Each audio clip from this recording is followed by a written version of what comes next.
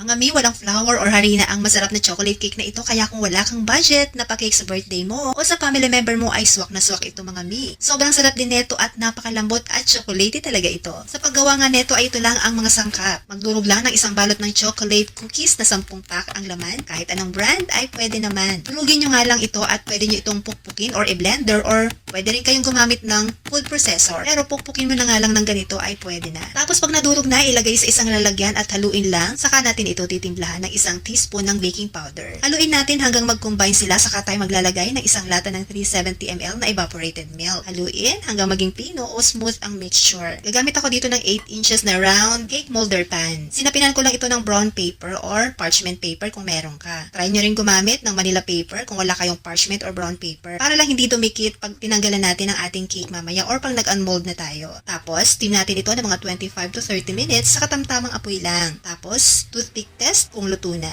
Dapat walang sasama sa toothpick, ibig sabihin luto na siya.